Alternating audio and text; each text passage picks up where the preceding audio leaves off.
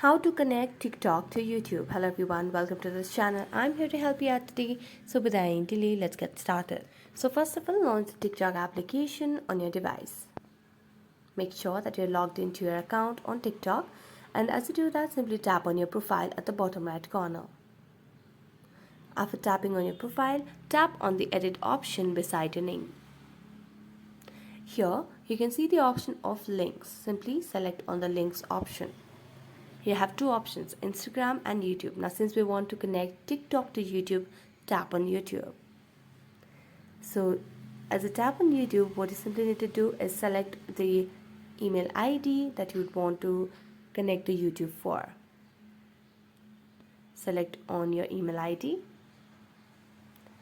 And as you select on the email ID, you just have to wait for a few seconds and then tap on your YouTube account. Tap and continue, and as you tap and continue, you'll be able to add your TikTok with your YouTube account. So that's it. Thank you so much for watching this video. See you next time.